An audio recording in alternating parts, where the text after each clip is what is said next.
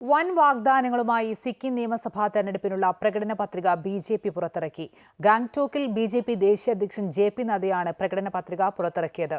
സിക്കിമിൽ Indian institute of management സ്ഥാപിക്കുമെന്നും വാഗ്ദാനം 32 അംഗ സിക്കിം നിയമസഭയിലേക്ക് ഏപ്രിൽ 19-നാണ് തെരഞ്ഞെടുപ്പ്. സിക്കിം നിയമസഭാ തെരഞ്ഞെടുപ്പിൽ വൻ മുന്നേറ്റം ലക്ഷ്യമിട്ടാണ് ബി.ജെ.പിയുടെ പ്രവർത്തനം. കേന്ദ്ര സർക്കാരുമായി ചേർന്ന് നിരവധി വികസന പദ്ധതികൾ സിക്കിമിൽ നടപ്പിലാക്കുമെന്നാണ് ബി.ജെ.പിയുടെ വാഗ്ദാനം. സിക്കിമിന്റെ വികസനത്തിനായി വൻ പദ്ധതികളാണ് ബി.ജെ.പിയുടെ പ്രകടന പത്രികയിൽ ഉൾപ്പെടുന്നത്.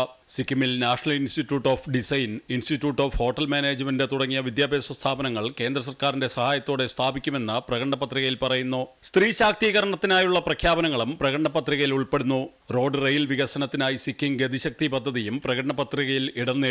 സ്ത്രീകൾക്കും യുവജനങ്ങൾക്കും സംസ്ഥാനത്ത് 25,000 തൊഴിലവസരങ്ങൾ സൃഷ്ടിക്കുമെന്നും പ്രകടന പത്രികയിൽ പറയുന്നു.